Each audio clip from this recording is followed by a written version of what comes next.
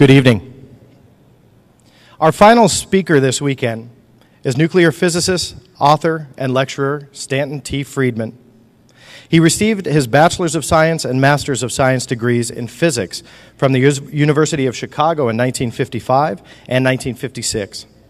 He was employed for 14 years as a nuclear physicist by such companies as GE, GM, Westinghouse, TRW Systems, Aerojet General Nucleonics, and McDonnell Douglas Astronautics, and eventually canceled programs as nuclear aircraft fission and fusion rockets and various compact nuclear power plants for space and terrestrial applications. He became interested in UFOs in 1958, and since 1967 has lectured about flying saucers at more than 600 colleges and 100 professional groups in all 50 U.S. states, all 10 Canadian provinces, and 18 other countries. He's published more than 90 UFO papers and has appeared on hundreds of radio and television programs. 2 of his 5 phenomenal books are now optioned to be future movies. And on top of all that, he's been a dear friend of mine now, Stan, if you can believe it, for about 15 years. Stan, it's always an honor to bring you to stage, Mr. Stanton Friedman. More than 15.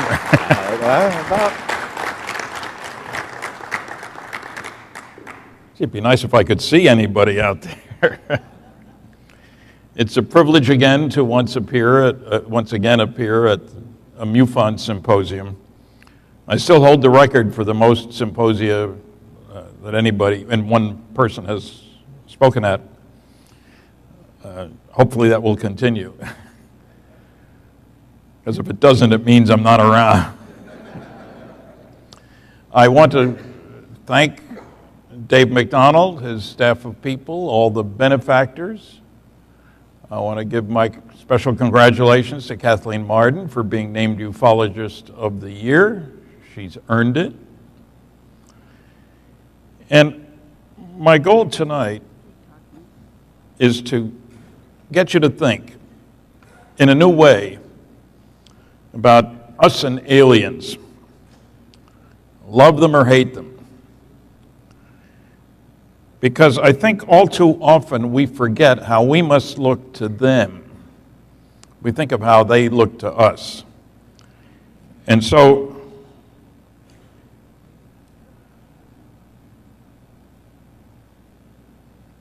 okay, how do I get it to move?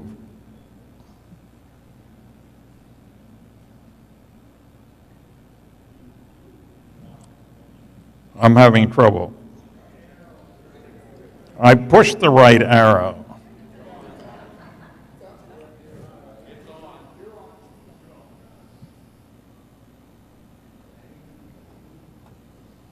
Connected. Okay, I might as well tell you where I stand, besides here in Cincinnati, where I first got interested in flying saucers. Well, it was across the river, but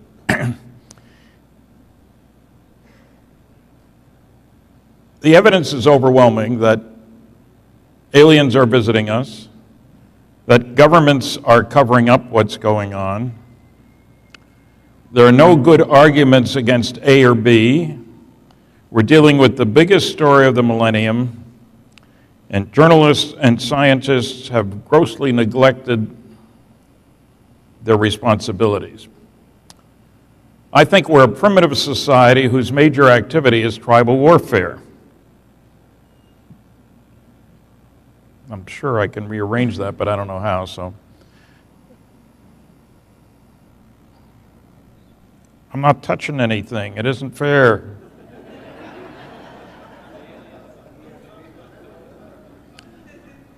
In case you haven't noticed, we spend $1 trillion a year on the military. We have discovered nuclear fusion. I think so. Don't ask me what I did wrong. I was just here. We have discovered nuclear fusion and fission and exploded 2,000 nuclear weapons. Fortunately, only 2 on people. We have learned how to use nuclear energy for propulsion, nuclear submarines and carriers. That's a nuclear submarine. World War II, a submarine could stay underwater for 24 hours. and it had to come to the surface. Now they can go around the planet underwater, can stay hidden, can retaliate if anybody bombs the country. It's a whole new ballgame. I love the name on that carrier. I don't know why anybody put it there, but the title. It may shock you to realize that we have built nuclear-powered aircraft carriers that can operate for 18 years without refueling.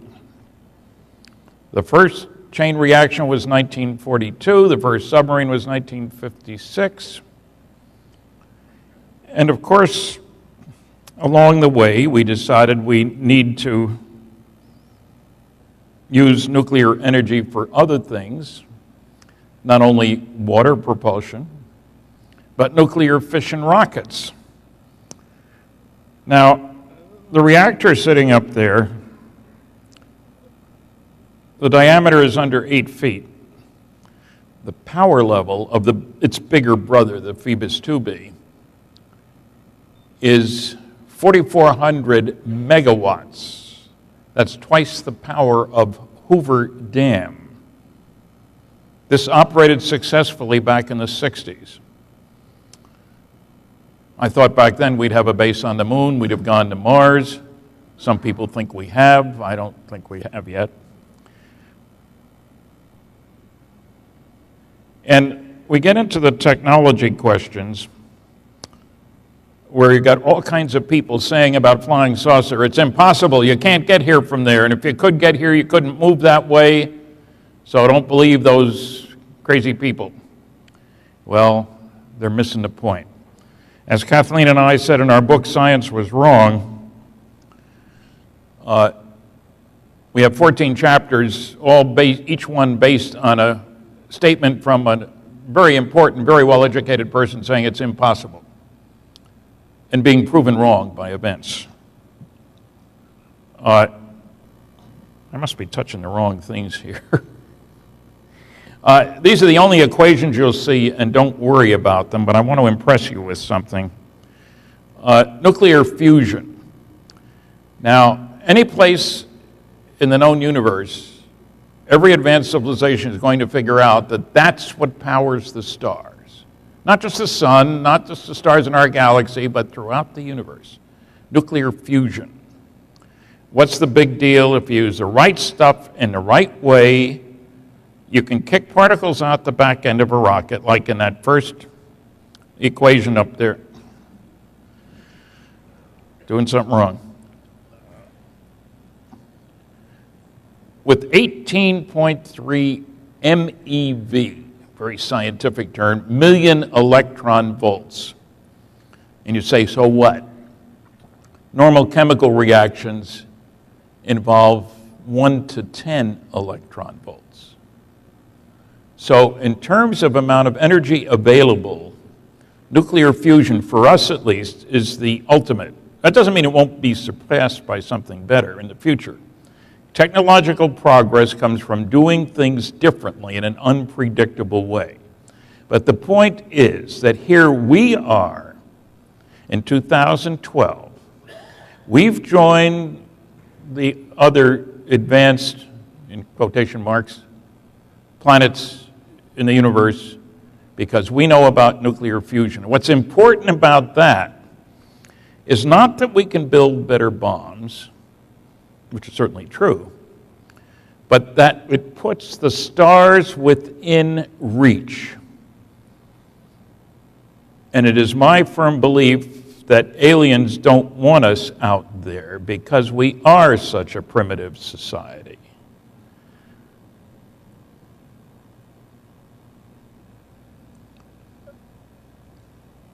Look at the progression. You heard the word blockbuster earlier today.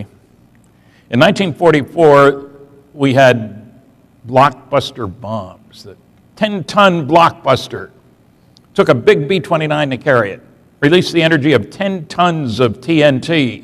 That was 1944. 1945, our first fission nuclear weapon, 19,000 tons of TNT. 7 years later, we exploded our first H-bomb. You see a picture there. Step to the right, fix your screen. Okay. Just keep talking over. Just step over there and over. Just follow instructions. That's what he's...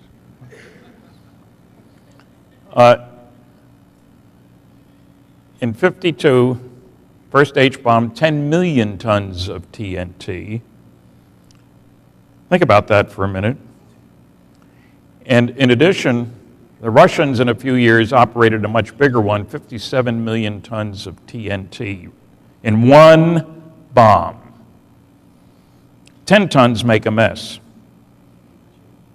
57 million tons is hell. So if you wonder why would anybody come to this unimportant planet out in the boonies, it's because we have shown signs of being able to get out there and take our brand of friendship, which is not, hello, how you doing? It's who can we kill next? That's a sad commentary. But if I were an alien, I certainly wouldn't want us out there. I don't think they do either.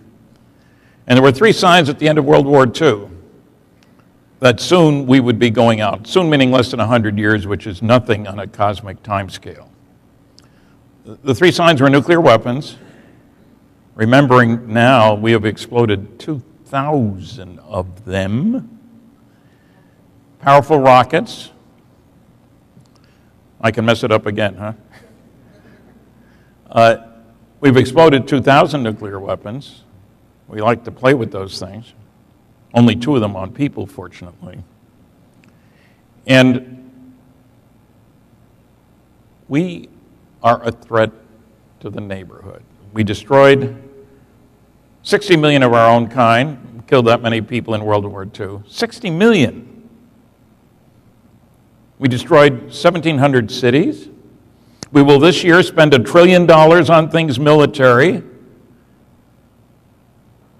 while 20,000 children die every single day of preventable disease or starvation. Now, if you were an alien, what would you say about these guys here? Are you going to say, oh, we don't care about them, they're primitive, let them come out? No advanced civilization is going to say, let the idiots come out. So, I think, love them or hate them, respect them. We are lucky. They haven't destroyed us yet. They didn't spray us and, get rid of the vermin in the neighborhood in a hurry. Now, one of the nice things about nuclear fusion, incidentally, is you use the 2 lightest substances in the universe, hydrogen and helium. And they're all over the place, the 2 most abundant substances in the universe. So anybody who tells you you can't get here from there doesn't know what he or she is talking about. Can you buy a ticket tomorrow? Of course not. But we know the technology to get us to the stars. Why haven't we done it? Because it's very expensive. There are better ways of spending our money, and I'm glad we haven't done it. Because if we send somebody out there, it ought to be Earthlings, not Americans, Chinese, Cubans, Peruvians, whatever. Okay.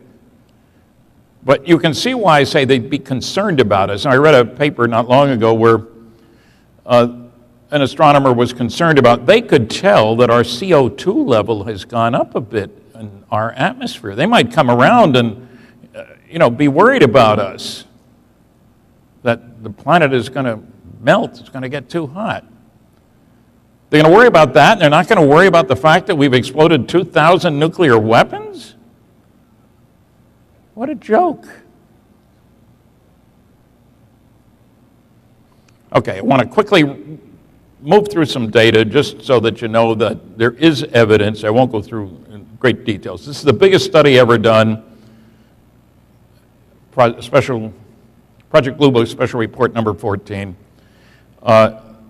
The Secretary of the Air Force lied to us about it. It was done way back in 1955. The press bought it hook, line, and sinker. They quoted the Secretary of the Air Force saying, on the basis of this report, we believe no objects such as those popularly described as flying saucers have overflown the United States. Even the unknown 3% could have been identified as conventional phenomena or illusions if more complete observational data had been available. That's what he said. He lied. I don't mean cheated a little bit, he lied. Here's the categories. You'll notice the unknowns, 21.5%. That's a long way from 3 when I learned arithmetic. You notice the next to the last category, insufficient information. He said if we had more data, we could explain everything. There was a separate category, insufficient information. And yet nonsense like that has been stated over and over and over again by the nasty, noisy negativists. We should not let them get away with such nonsense. There's the quote. Got it pretty much right. Here's what my University of Chicago classmate, Carl Sagan, said. More of the same. The reliable cases are uninteresting, and the interesting cases are unreliable. Unfortunately, there are no cases that are both reliable and interesting. Sounds good. Any reference? Well, no. Any data to back it up? Of course not. Here are the facts. The better the quality, the more likely to be unexplainable. 35% of the best cases could not be explained. Fewer than 20% of the poorest cases. And as you'd expect, as the quality goes down, the number that are insufficient information goes up. Let's have facts instead of proclamations. Let's not let them get away with it. Congressional hearings, testimony from 12 scientists. I was the only one without a PhD. I think I was the youngest one, too. I'm not sure if any of the original ones are still alive besides me. The best paper by Dr. James E. McDonald, professor of physics, University of Arizona. Talked to over 500 witnesses. His specialty was atmospheric physics. He presented data on 41 outstanding cases, multiple witness, radar visual cases, sightings by pilots, sightings by astronomers, sightings over big cities. Don't let the noisy negativists fool you into thinking, well, there really isn't any solid data. There's a lot of solid data. They don't want to look at it, of course. Even the University of Colorado study, 965 pages, we spent $539,000. If you read the newspapers, there's nothing to flying saucers, nothing of interest. If you read the report, according to a special UFO subcommittee of the world's largest group of space scientists, American Institute of Aeronautics and Astronautics, 30% of the 117 cases studied in detail could not be identified. 30 is a long way from 0 or 3. Dr. J. Allen Hynek, it's amazing how a lot of the astronomers with the SETI movement, or the cult of SETI, or, silly effort to investigate, that's what I call them, you've heard it before. But a lot of them want to ignore the testimony of astronomers who have studied the evidence which they haven't studied. J. Allen Hynek was one of the contributors to the congressional hearings. In his book, he presented interesting information on 70 cases. He didn't say they can all be explained. Far from it. Why don't they reference his work, I wonder? This, just an advertisement, if you will. We have a table over there. There will be time, short, after the presentation to visit the vendor's room. And it's really incredible that the Air Force, there's only one case that they've really said a lot about, and that's Roswell. Here's this is their second report. The first volume, the Roswell Report, Truth versus Fiction in the New Mexico Desert, they provided the fiction.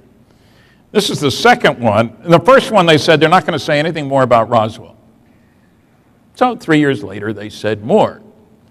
This is one of my favorite explanations. It's one of the silliest bits of nonsense. Now, crash test dummies. The dummy's the one in the middle, in case you're worried about that. I talked to the man on the right, Colonel Madsen, much after this, of course. He was retired when I talked to him.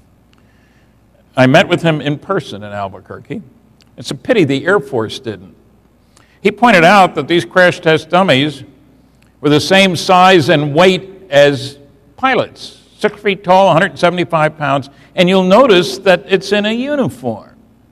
That's not for show. If a pilot is going to get out of a high-powered jet at 40,000 feet, he's going to be in a uniform.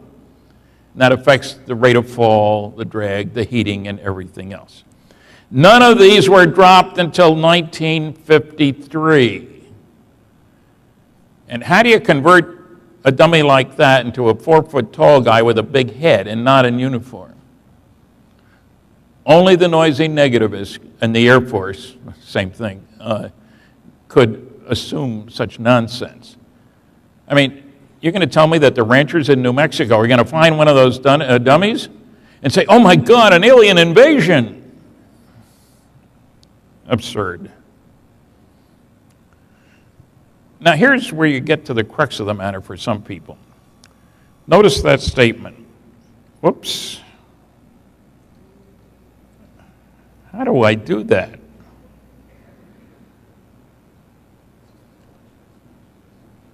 Well, I've done it again, folks. Hit OK?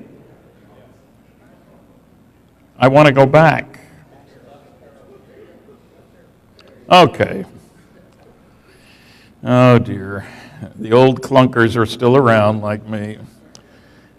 The important thing is, he said, the demonstration that no possible combination of known substances, known forms of machinery, and known forms of force can be united in a practical machine by which man shall fly long distances through the air seems to this writer, an astronomer, outstanding one, as complete as it is possible for the demonstration of any physical fact to be. The date was October 1903. The Wright brothers' first flight was in December 1903. A distinguished scientist saying something stupid, really stupid.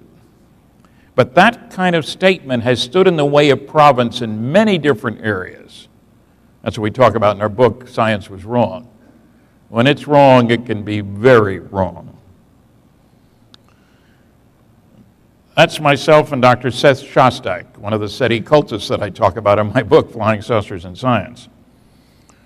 Now, we met on the Queen Elizabeth II. We each gave 3 lectures on a cruise from England to New York. We were cordial to each other. But in the course of my lecture, of course, I asked how many people had read each of those major scientific studies that I talked about. I talked about what was in them in more detail than today, and then how many have read it. He didn't raise his hand at all. We debated on coast-to-coast radio. And a vote was taken. I got 57% of the vote. Seth got 33%. 10% said, I don't know who won. But he really didn't know anything about flying saucers. Now, Michael Shermer of the Skeptic Society, we debated on Coast to Coast. I got 80% of the vote because he clearly indicated with his first statement that he was out in left field. He said, the only reason there are sightings you can't explain is that there's about a 5% residue in any of these crazy phenomena.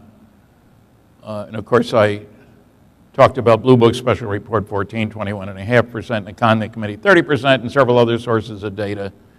And I got 80% of the vote with him. And I'd love to debate these guys again, but I would bet pretty strongly that they wouldn't be willing to do it because they'd have to do some homework. And the SETI claim is that there is no evidence for UFOs. They never cite the large-scale scientific studies. I read their books. They won't read mine. Now, I must admit, Seth said on Coast to Coast that he had my book on his nightstand. He didn't say he'd read it. On the nightstand. Very convenient. And I sent it to him with his permission. This was not, out of the blue. A good movie, incidentally, by James Fox. Now, it is interesting to consider what history will think about these guys in the future. A cult movement based on crazy assumptions and ignoring the relevant data. Why would anybody in his right mind out there send us a radio message? They're going to ask for an appointment for lunch? Why would they use technology appropriate to us? Our first long-distance radio call was in 1901, Marconi. Does he really think they're stuck at that level? Now, I talk about the Betty and Barney Hill case. You heard a lecture from Kathy about that, and other abduction cases.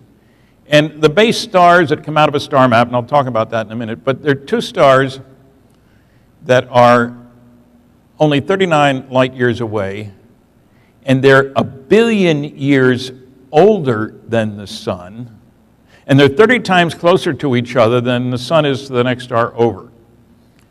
And they're stuck at our level of technology? That's absurd. Quite frankly absurd. Now, Seth has an answer for that. They listened to these two stars and they didn't hear any signal. Must be nobody there. Now, the obvious corollary, well, you haven't heard a signal from any of those stars you've listened to, so does that mean there's nobody out there? So why are you listening? I don't know why they're listening. You know, it's the story of the drunk who's scrambling around under the street light, and a cop comes, "What are you doing?" "I'm looking for my keys." "Well, where did you lose them?" "Oh, down the street there near my car." "Why are you looking here?" "Well, there's more light here." I'm not much of a raconteur, you can tell that. There's Jill Tarter. Dr. Tarter just resigned from her position of using radio telescopes to listen for signals. She will continue on to raise money for SETI. She said, "You can't stop thinking about it when you've been working on the big brass ring of thought that will change man's life forever, searching for that. How could you stop?" So picking up a signal from another star system is going to change everything on planet Earth. Why? "Marge, did you hear about that radio signal we picked up?" "Yeah, George, pass the sugar." Now, what if you were to say, "Oh, aliens are coming and they landed 3 blocks down and abducted a couple of people there"? That might change everybody's view about everything. So my next column in the MUFON Journal, and I appreciate the nice words some of you have said to me about my columns. None of you said anything bad because I thought you were afraid I would say something bad to you. She's 68, nice lady. You may recognize her from the movie or from the Peter Jennings mockumentary of February 2005. She and her husband were flying their plane and they saw a light through the clouds. "Oh no, not a UFO." It turned out to be the moon. That's the best you could come up with, a simulated UFO. And then there's Stephen Hawking, brilliant astrophysicist, theoretical cosmologist, whatever. "If advanced life exists, they'll contact us. Aliens haven't contacted us so far." Why would he say that? How does he know that? Is he hooked into the telegraph station carrying the signals from the stars? Why would they contact us? Did Columbus send smoke signals to the natives? How does he know they haven't contacted us? Well, surely if there are aliens, they would talk to the SETI people, right? Hardly. Dr. Woolley, the British Astronomer Royal at the time, and he was quoted in Time magazine about space travel. "It's utter bilge. I don't think anybody will ever put up enough money to do such a thing. What good would it do us? If we spent the same amount of money on preparing first-class astronomical equipment, we would learn much more about the universe. It's all rather rot." That was 1 year before Sputnik went up. And what field of science has benefited the most from the space program? Astronomy. The Hubble and all the other stuff out there. Now, one of Seth's comments when we were both on Larry King was that governments can't keep secrets. The proof of that is look what a lousy job they did with FEMA on Katrina. Look at the bad shape of the post office. What is the connection? I didn't hear him say NSA, NSC, CIA, DIA, ONI, OSI, NRO. They're the ones who keep secrets. Now, admittedly, a scientific colleague of his, Dr. Tyson, head of Hayden Planetarium, he told an audience that, look, the proof that the government can't keep secrets is clear. Look how much we know about President Clinton's genitalia. Very funny remark. What's it got to do with the question at hand? Absolutely nothing. This is one of a whole bunch of top secret umbra, code word, CIA UFO documents. You can read, well, I'll say 7 words, 6.5, something like that. I got loads of these. And people say to me, Stan, why don't you just scrape off the black and see what's underneath? Because the CIA people aren't idiots.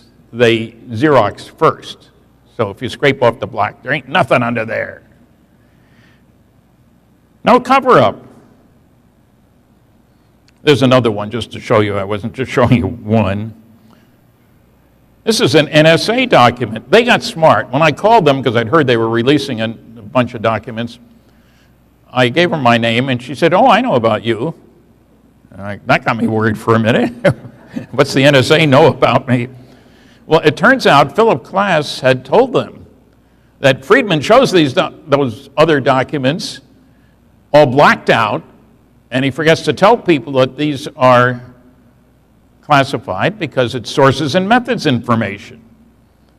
So they released 156 NSA UFO documents on which you can read one sentence. And all the rest is sources and methods information. Now, if you want to believe that, go ahead. There are a lot of fantasy fairy tales out there you can believe as well. They think we're stupid. Whited out isn't as impressive as blacked out.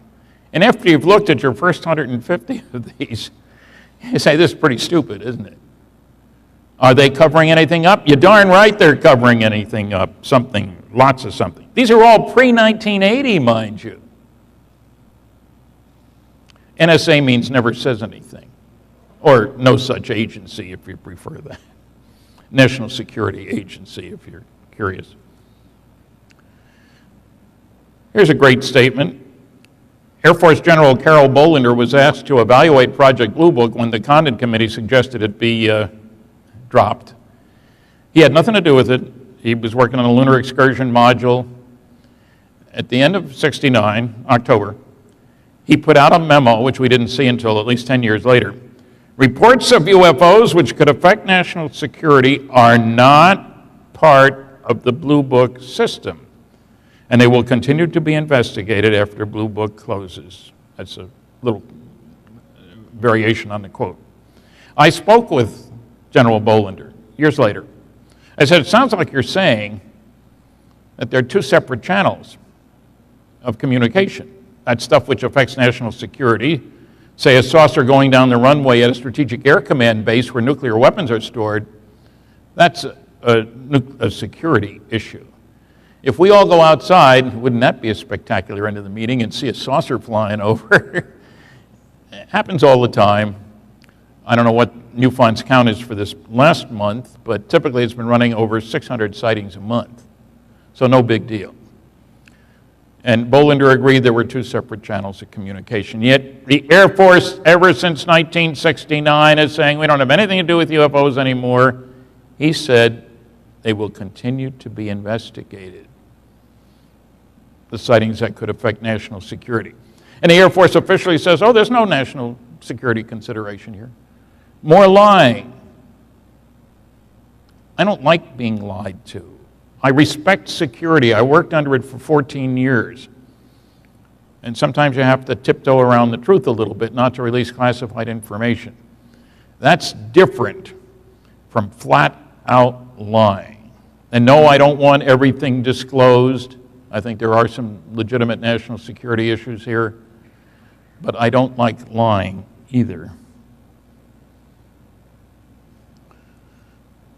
This has a chapter on going into how to get to the stars, on the large-scale scientific sources, on the cult of SETI, on the reasons why aliens would come here. It's not just because we're bad guys.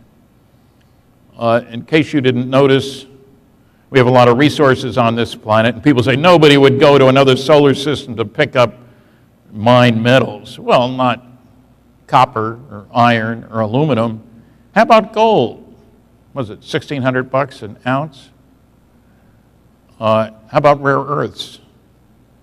There are a lot of things that are pretty darn valuable. Copper's 20 cents an ounce. $1,600 is a long way from that. Incidentally, the Earth is the densest planet in the solar system. We're not talking about the people. That's another question. But average cubic foot of Earth weighs more than the average cubic foot of any other planet. That means more heavy metals, exotic things like osmium, rhenium, platinum, tungsten. You know what uranium was used for 100 years ago?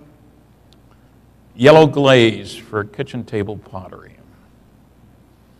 That's illegal now, incidentally.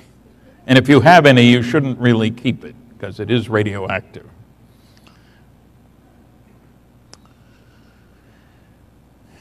Top secret magic. There are some people who are very upset when I say that 3 of the more than 100 MJ-12, Majestic 12 documents are legitimate, and the most important classified documents are leaked to the public. This book goes into all the arguments made against that. It's very popular to take pot shots. Everybody knows those documents are fraudulent. Only Friedman thinks they're real, etc., ad nauseum. One of the intriguing things is the people who were on the MJ-12 committee, which is one of the things that bothers the disbelievers.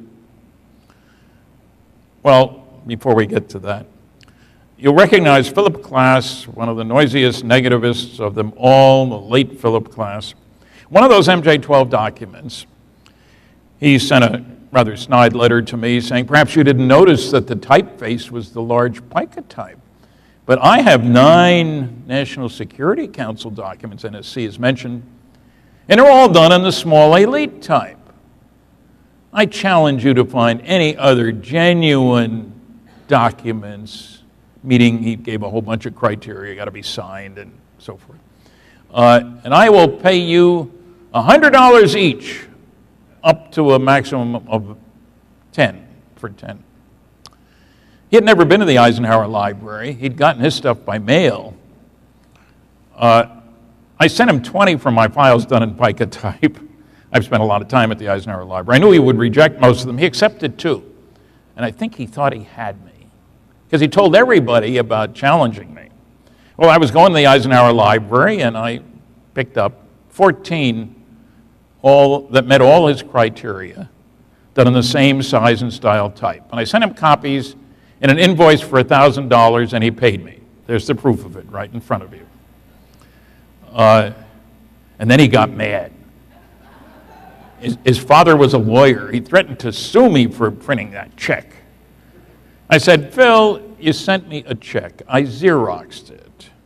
I took the check to the bank. They cashed it. I can do whatever I darn please with that Xerox. He didn't say anything more. But it's typical of the intellectual bankruptcy of the pseudoscience of anti-ufology. I like the way that sounds. The Eisenhower Library alone has 250,000 pages of National Security Council material. 250,000. How could anybody in his right mind, oh, that's the problem, isn't it, say that they all, if you got 9, they should all be done in the same typeface. If you had 99 out of 100, okay, I'll buy it. From 9 to 250,000 makes no sense whatsoever. And I mention it only because we need to know the feebleness of the arguments of the nasty, noisy negativists. We can't sit back and let them get away with nonsense, which is what they try to do. Operation Majestic 12 was real. And there aren't any good anti-arguments, as I point out in that book. This is the famous Betty and Barney Hill and their dog. That's not the strange creatures I'm interested in. I'll see.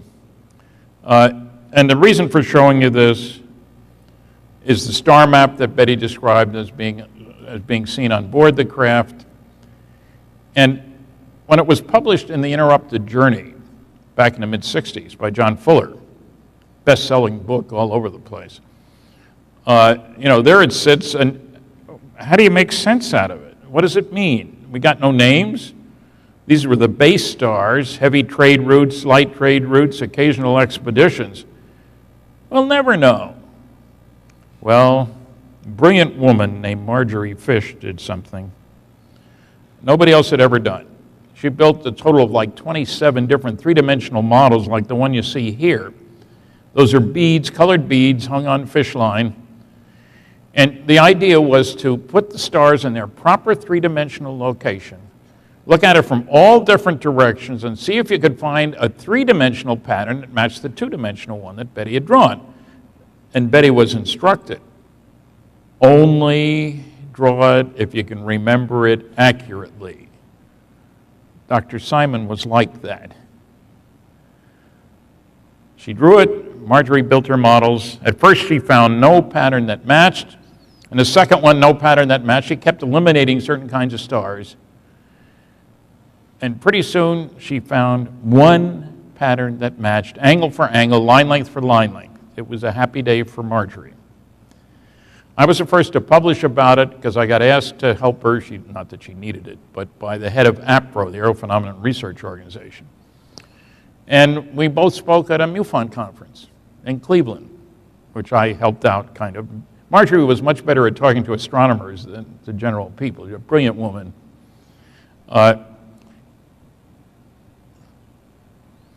And the identity of those base stars, as I mentioned before, Zeta 1 and Zeta 2 reticuli, that's the constellation of Reticulum, the net.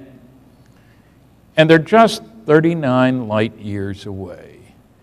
And I get irked when I hear people say, look how much energy it would take to get to the next galaxy. I don't care about the next galaxy. Andromeda's 2 million light years away. Zeta Reticuli is 39 light years away. I wonder what my wife would say if she says, we need some bread for dinner. Oh, okay, I'll be back next week. I'm going to that great bakery down in Sydney, Australia. Wonderful bread. The superstore is 1.5 miles away. We need it for dinner tonight. So why would you worry about another galaxy? There's almost 2,000 stars within 55 light years of here. People think they would ignore us? We've given them plenty of reason to pay attention to us. In the story, and don't be fooled by the fact that my name is first. I complained to the publisher when he showed me the mock-up of the cover. I said, this is Kathy's book. He said, Stan, you're better known. It will sell more this way. Now, what do you say when the publisher says that? Oh, I don't care about how many it sells. No. So I'm not taking credit for her work. She did the great majority of the work. There's Kathy. She's in the front row. She didn't bring along her little friend. Did you try to pick up that trophy? It's heavy. And there are cute sneakers that he's wearing, too. Then there's Roswell. And I've heard more nonsense. I'm the original civilian investigator of the Roswell incident, starting way back in the 70s. And I've heard an awful lot of nonsense about Roswell. It's everybody's favorite target. If they want to get publicity, Annie Jacobson wrote a book about Area 51, in which for some crazy reason she threw in the notion. It's really a very creative solution. Joseph Mengele, Dr. Death, working for Joseph Stalin, came up with some strange creatures genetically deformed and so forth. And the idea was to put them in a German Horton Brothers flying wing and have it crash in the United States, and there would be a repeat of the War of the Worlds panic. There's a little problem with that. The War of the Worlds broadcast was portrayed as a live news broadcast about something happening in New Jersey, the most densely populated of all the states. And if you believed the broadcast, the Martians were here destroying buildings and people. You had a right to panic. What could we do against the Martians in 1938? Now, I was living in New Jersey at the time, but I can't say that I listened to the show. I didn't. How do you compare that with dumping a German vehicle out in the middle of nowhere? And the Brazil Ranch, where the Roswell event took place, is really in the middle of nowhere. I took a bunch of Japanese journalists out there one time from the museum in Roswell. We went 54 miles without seeing another person or another vehicle. You can't do that in Japan. They were kind of shook up by how isolated things were. That explanation doesn't work. Somebody else said they had deformed Japanese to do radiation shielding experiments. They were hung in a fugal balloon with Horton Brothers technology. And again, no evidence for that either.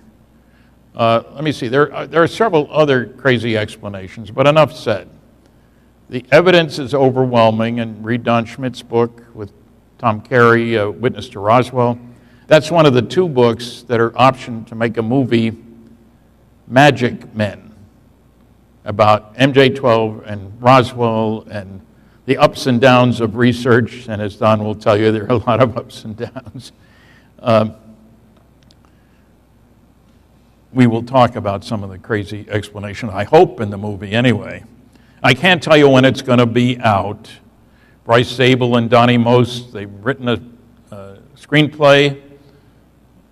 They're up to version number 4, I guess. Now all they need, just in case there's anybody interesting, is money enough to make the film. A few $1 million would probably get them started anyway, and then get other investors. What I'm hoping is it gets made before I die. You know, the other movie they're working on, incidentally, is Betty and Barney, a movie of the captured book. So I might have the honor of having 2 of my books with my name on it being made into movies.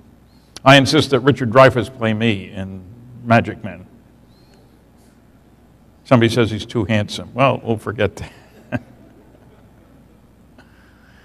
But Roswell was an important event, and it's important to realize, you can see from the map, there's Roswell over here.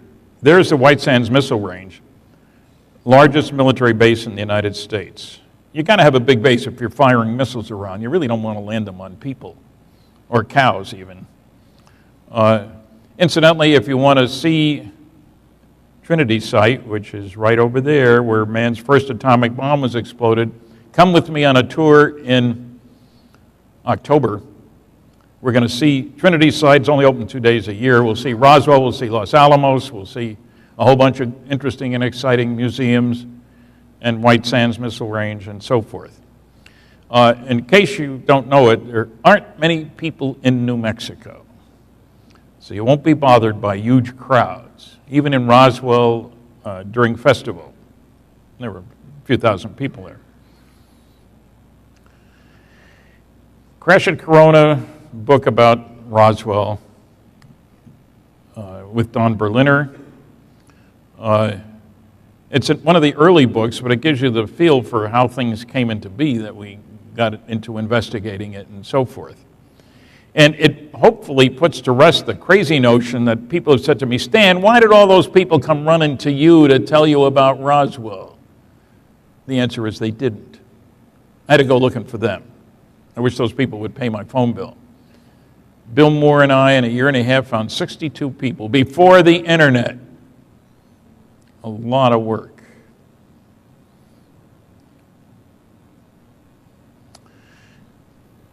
You heard about Kingman today. Here's a brand new book, The Aztec Incident. Aztec is in the northwest corner of New Mexico. The Four Corners area, it's called. The 4 states come together in one place. This just came out in May. Scott and Suzanne Ramsey have spent a heck of a lot of money, done an enormous amount of work to lay to rest the crazy notion that this was all a hoax, nothing to the case, blah, blah, blah. They've done a remarkable job. I wrote the foreword. Suzanne lives up, or her family is up in that part of the state. It made it a little easier for the traveling. But you'd be amazed at how much evidence there is. Now, an important part of that is that people in Aztec don't talk readily to strangers. They had to work to find local people they could work through to talk to other local people who were involved in the case. And Scott even hired an engineer whose job it was to see how do you get huge pieces of equipment, power plant equipment usually, from point A to point B. When you got bridges, you got tunnels, you got other places, how do you move large stuff? They went over the whole route as it was in 1948. This happened in March 1948.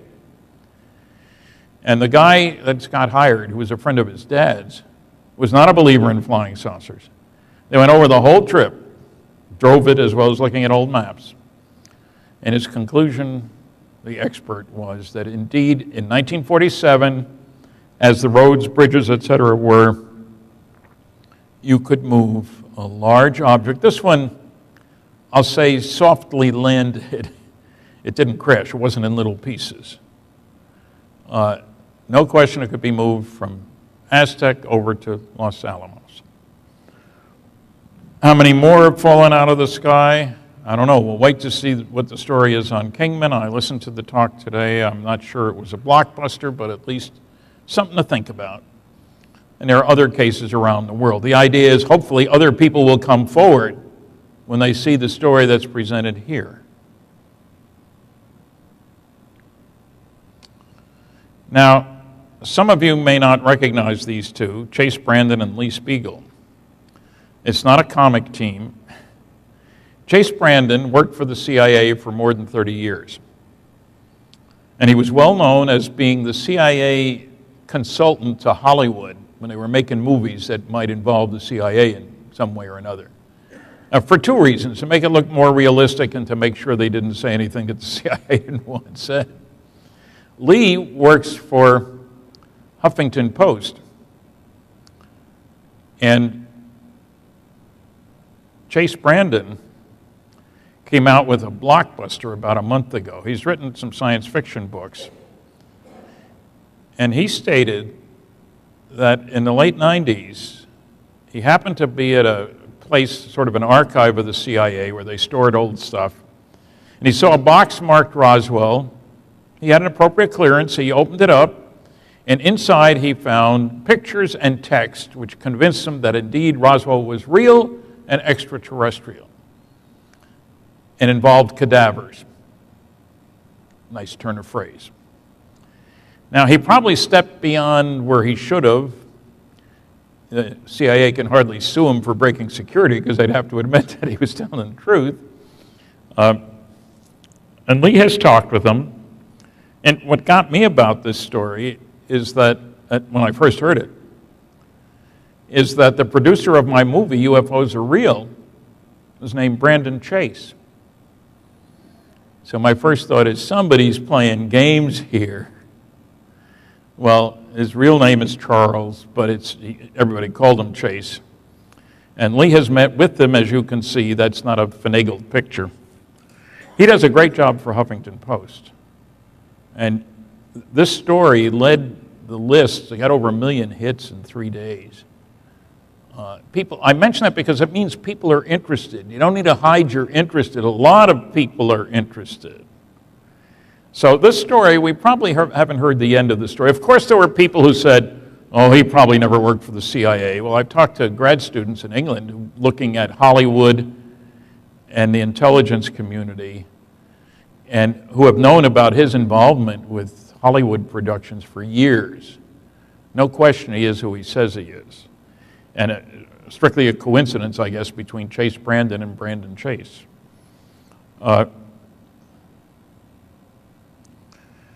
science was wrong. It's not just a plug. It's very important for all of us to realize that often pronouncements from on high are wrong because they're made by people who don't want to admit that they don't know all there is to know. And that includes about medicine, it includes about flying saucers, it includes about interstellar travel. There's a whole long list of things. Kathy and I each did 7 chapters here.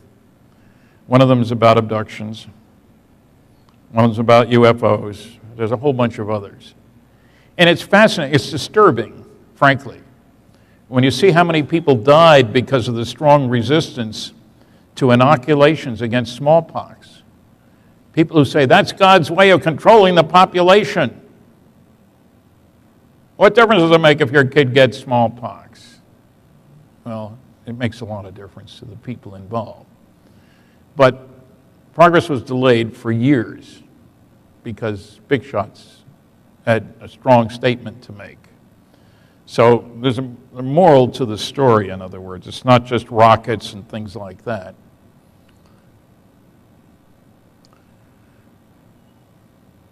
This is a bunch of books for you to read. Now, I'll admit, I hate to admit this, but I get people saying, well, Stan, I don't read many books anymore. You got any DVDs? I think they're hoping I'll say no and they can go away. Yeah, there's several different DVDs out there. If you want to watch instead of read, go ahead. But let's face it, you can read a lot more words in an hour than you can listen to. So if you want a lot of information, reading books is a good idea. And you can underline them too. I guess some people don't like that idea, but I mark up my books, the ones I own, not library books, please. And yes, I still go to libraries. And if there's any newspaper men out there, I bet you'd increase your circulation if you'd start carrying serious stories about flying saucers instead of the stuff you've been carrying.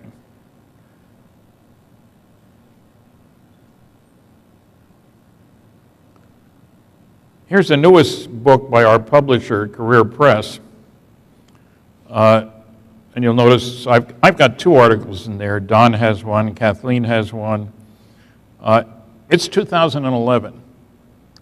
So it's a wide variety of topics, but intriguing reading. I like exposed, uncovered, and declassified. It sounds sharp. We have a few copies out there. Now, here's a controversial book by John Alexander, who's had a lot of clearances at the International UFO Conference, not this past year, but the year before. We had a little debate, moderated by a lawyer who did most of the talking. It was hard to believe, it was hard for me to get a word in edgewise, because I disagree with John about a number of things. He thinks there is no cover-up because he asked a lot of people around Washington to tell him where this truly secret work is going on. Nobody could answer the question, so he figured there isn't any. I asked him a question he's never answered. How many times did you tell classified information to people without a need to know and an appropriate clearance? He didn't have such a clearance. Why would he expect anybody to tell him anything?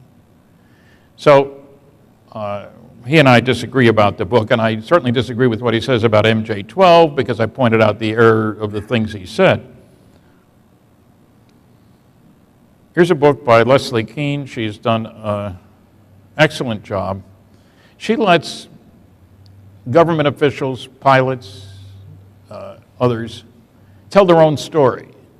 It's powerful stuff. I mean, from all over the world. You don't think there's anything going on? Read this. Generals, pilots, and government officials go on the record. And Podesta worked for President Clinton. Okay. Thank you. So I recommend the book. I'm not selling it.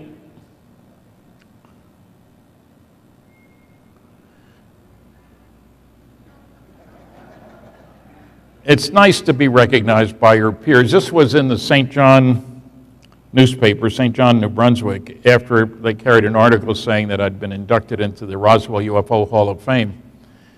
And I kind of like it. I mean, if you're going to have a cartoon, at least it ought to treat you decently, I think. Now, maybe that's making too much of myself by saying I'm their peers, but, to each his own. But it proves you can get halfway decent coverage anyway. Here's kind of the overview, I guess. This year, planet Earth, our world, despite many starving people, will spend over $1 trillion on military activities. Would Earthlings use their technology for destruction of people? Definitely. During World War II, we destroyed 1,700 cities. We killed 60 million Earthlings. Some people say it's 70 million, but I'm conservative, you know that. Any rational civilization in our neighborhood would rightly expect that we would be a menace to all those more advanced civilizations in the neighborhood once we got out there. And we're heading out. Thanks for listening.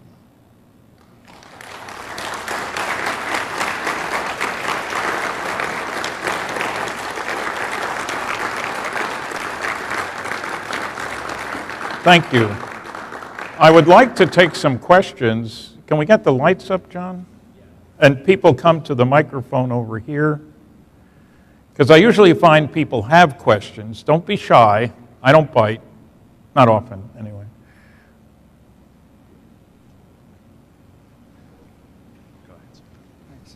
I really enjoyed your presentation, Stanton. When we heard Nick Pope speak the other night, he mentioned some reasons that aliens might be visiting. When you look at the big picture over all these years, do some reasons they would visit us seem more likely to you than others?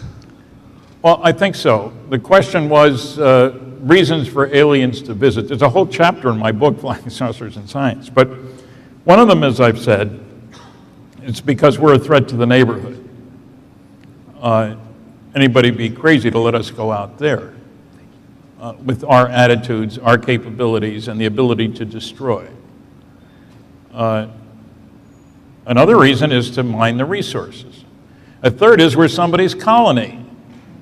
My favorite kind of colony is a penal colony. They dumped all their bad boys and girls here a long time ago, and that's why we're so nasty to each other. And you say, that's pretty silly, until I was surprised when I went down to Australia. They're proud of their convict background. They really are. People in Georgia aren't so proud of theirs, as far as I know. There were convicts there, too. They also might be graduate students doing their thesis research on the development of a primitive society. They might be broadcasters with a weekly show, Idiocy in the Boondocks. They might be setting up, a center for a honeymoon capital of this corner of the neighborhood. Wouldn't that be an exciting honeymoon? Go visit the Earthlings? Well, some people like to take strange honeymoons. There's a bunch more because, step back a minute. If you go to the greater Cincinnati, Northern Kentucky airport here, how many reasons are there for people to travel? An awful lot. They're not all there for the same reason. Visit Aunt Minnie, have a secret honeymoon with a girlfriend that nobody knows about, all kinds of reasons. Thesis research. So I think there are a lot of reasons for beings to travel. But in our case, I think the primary reason is that we're a threat to the neighborhood. You got to keep tabs on the primitives. It's a little late if they show up at your doorstep with their nuclear weapons aimed at you. You got to go check them out beforehand. And all the evidence is they've been coming around here for thousands of years. If you want a good book, incidentally, that gets into that sort of thing, you might try The Bible and Flying Saucers by Dr. Barry Downing. Barry is still a religious consultant of MUFON, as far as I know. He has a bachelor's in physics and a doctor of divinity. Divine physics, that's his beat. He goes through the Old and New Testament, and it looks like they've been coming here a long time. So who knows? I mean, there may be, I like to point out to people that there was a major world chess championship conducted on Iceland. So who knows what reasons they might have for coming here. Yeah. Stanton, regarding Chase Brandon, one of the most commonly voiced skeptical comments since that came out has been that if the CIA is legitimately covering up this event, they would not leave a box laying around labeled Roswell. They would rather have it labeled some innocuous label. Well, the box wasn't laying around. It was in a classified facility with lots of other boxes of artifacts. Presumably, believe it or not, the government agencies do collect clippings on things that are appropriate. I've talked to people, and that's one of the areas CIA was collecting clippings on, the Air Force too. So I don't think it was lying around. Well, perhaps not lying around, but still labeled in that manner. I mean... Might have been in letters 1 inch high. You know, and he's looking around and, gee, wonder what's here. Roswell? He got curious. Look, I wasn't there. I would love to talk to him. Some even speculate that they wanted him to find it if they labeled it such. This was back in the 90s. I can't believe that they were planted for somebody to go public with in 2012. So it's one of those inadvertent things, I think. And there is a real question, of course, why does he say something now? He's known about it since the late 90s. True. He's pushing his science fiction book, and maybe that's why. And people have asked me, well, do you think he crossed the line? And I have to say yes. If it's a black project that they know about Roswell, then by even saying what he said, without revealing what was in the documents or the text or the pictures, he had crossed the line. So I don't have all the answers. I'd love to get to talk to him about it. Thank you. Stan, quick question, quick answer, please. What is your ideal idea of disclosure that what we need to know?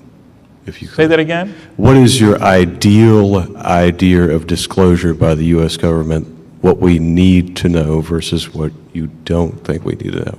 You touched on that earlier a little bit. John, I'm having trouble understanding the words.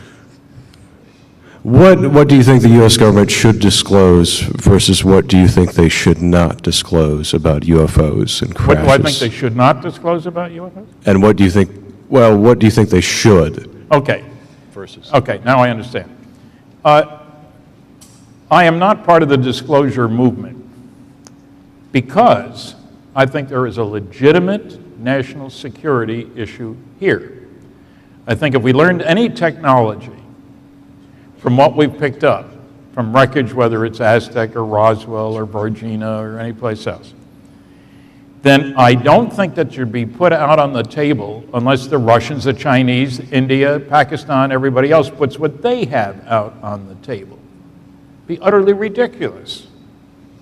So I think what should be done is that an announcement should be made by highly trusted individuals around the world. A little hard to find anybody. My favorite choice would be the Queen and the Pope. Well, it's an odd couple, but they're about the same age. They are actually about the same age. Saying that indeed our planet is being visited. We have it on the best authority. And we are announcing that there will be international conferences considering the philosophical, psychological, economic, religious implications of those visitations. And because I think it's a whole new ballgame. We're at the moment in time where we switched over to another view, where we should switch over. First there was Ptolemy, a Greek philosopher who said, the earth is the center of the universe. Anybody can tell that. Go outside and look. The stars, the moon, the sun, they all go around the earth, right? Okay, Copernicus came along in 1543. He had the gall to write a book in which he said, believe it or not, that the earth wasn't the center of the universe, the sun was. he was fortunate he died that same year that the book was published, and somebody else was burned at the stake for agreeing with him, and the book was repressed by the Catholic Church for 300 years. Okay? Now, we suddenly realize that thanks to Kepler, the Kepler satellite, which is looking at an area of the sky as big as my fist at arm's length. Can it look at Zeta Reticuli? No, it cannot. It's going out the same orbit over and over again. It can't look anywhere near the sun and so forth. Now we're saying that unlike Frank Drake, who a few years ago said there ought to be as many as 10,000 places in the galaxy that could communicate, based on Kepler now we'd say it's more likely that there are 10 billion. What that means is we're not important. Lots of solar systems, lots of beings more advanced than we are, unless you still believe that the Earth was created in 4004 BC, I think it was October 25th, I'm not sure. Bishop Ussher came up with that. And incidentally, Pat Robertson has loudly proclaimed, we are the only intelligent life in the universe. What an insult to God that is. This is the best she can do. And he says, within the last 2 weeks, he has said, anybody who believes that there's other intelligent life out there, he said the UFO stuff is the work of the devil. Any who believes there's intelligent life out there should be publicly stoned to death. Here I am. So what I think we should be told is that aliens are visiting. This has important implications, and maybe it's the best way we Earthlings can start acting like intelligent beings instead of spending that $1 trillion a year on things. I mean, I'm sure some companies would not be happy with what I just said, but I'll need a couple bodyguards when I leave here. Yes? Yes, I'd like your opinion on something that I've been thinking about. We all like to speculate about the motives of aliens out there. It's a lot of what we've been doing here. I wonder if, in your opinion, is it possible almost to even speculate about a truly alien intentions and how they think? A truly alien what? And a truly alien mind or intelligence. What about Is it possible something so foreign, is it possible to assign a motive to that? Well, look, there may be all kinds of intelligent life out there, some of whom don't give a darn about us, and some of whom aren't in technology. And, you know, some of the SETI guys would like to think if we're going to get anybody in contact with us, it's going to be a robot, of course. I don't buy that. I think that every advanced civilization will be concerned about the need for finding a place to go if there's a supernova, if there's an asteroid hit, if you've exhausted the resources of the planet. We used to think everything just went on the way it was. What do you mean the continents move? It took 40 years to get continental drift accepted. Any 10-year-old can tell you, look at the globe and you'll see it's true. But, so I think that there may be all kinds of societies out there with all kinds of thinking. If they were nasty, I figured they'd have gotten rid of us already. So I scratched that one. If they're concerned about themselves, then I can understand why they'd be coming here. What if we were somebody's colony? What if they planted us here? Maybe they have a proprietary concern. So I think aliens will be concerned about perpetuating their own kind and their life as it is. Do you realize how rapidly the population on this planet has increased? We're reaching saturation, I think. We are not taking the measures we need to take to assure a good future for our great-grandchildren. I have a great-grandson, so I can say that. I'm not satisfied we're going in the right direction. And I don't expect aliens to come down and say, here's the recipe, folks, here's what you got to do.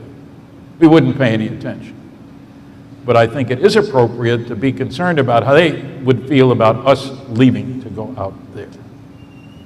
John, you think that's it? Unfortunately. Oh, well, too bad. Thank you.